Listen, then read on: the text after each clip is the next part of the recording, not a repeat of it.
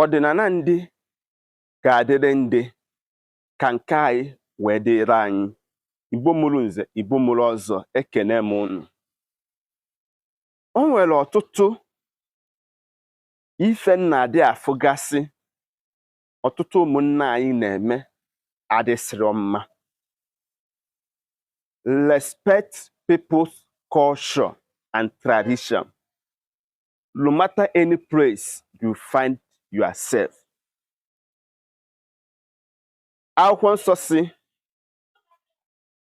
if you reach Rome, behave like a Roman. Don't condemn people's culture and tradition.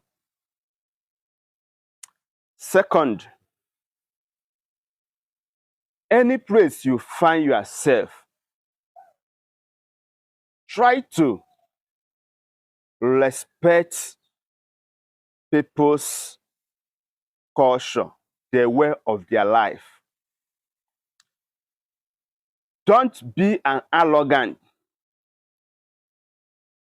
in terms of culture of the particular race. Onya na-ebute commotion in the society.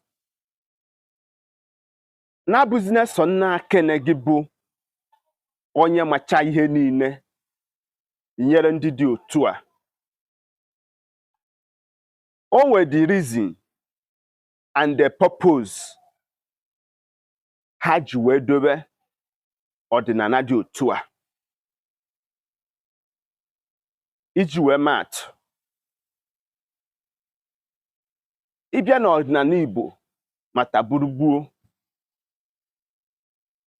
ịma na nwata anaghị aṅụ n'ihu nne na nna ya. It is a taboo and sacrilege in the culture and the tradition of ndị Igbo. Anaghị akwa onye ha akwa. Anaghị eme ka ndị mmadụ mata. A na-eburu ozu onye ahụ jee nie ya. Nne na nna onye ha anaghị afụ ozu nwafe anya. Asị atụala ọmara ọmarụ. Mana tata nya bụ ife anadị na be anyị. Ụdị nwata dị otu a nwa n'ihu nne na nna ya, a na-aga ajụ ese ka amata ihe gburu onye ha, mmadụ na ọnwụ chie ka ọ mmadụ mere ya. Nya bụ ife na-agwa gị ife dịwara ọkpụ tọrọ ọkpụ, mana oge ụka batara na be anyị emebie ya bụ ife. Ọnya ka ị ga-abịa bịa n'ala Igbo taa, ọ na-ada n'elu na-ada n'ala, ụmụazị a na-anwụ, okenye a na-anwụ, anaghịzi ha ajụ ajụjụ. Ọnya ka ndị be anyị si na ije họra ekwe ụmụnna ahara nganga. Iji wee gwa gị eziokwu, nya bụ ife na-adịkwa n'ana Yoruba.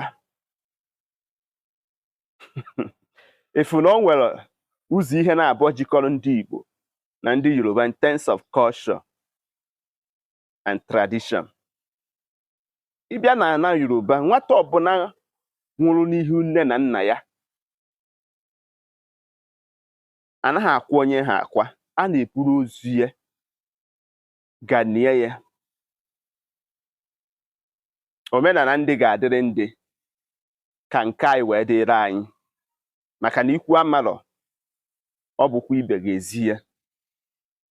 Irute n'obodo ịma ha, try to respect their culture. Kwanyere onwe gị ugwu, maka kara mmarụ na ekpere azụ. Ọ gwụsịkwa ka ọ ha n'unu. Biko kaba arụ, were aka nri tụsara m ozi a were aka ekpe gị tụsaalụ m ozi a, sonye ma gwa m ebumnobi gị. Echefuna ịga na my YouTube page ka ị were anya gị mee gịnị, gbaala onwe gị ihe nkiri. Cheta na aka m bụ nwanne gị nwoke bụ Maazi-UC. Ọ nụrụ karịa ibe ya.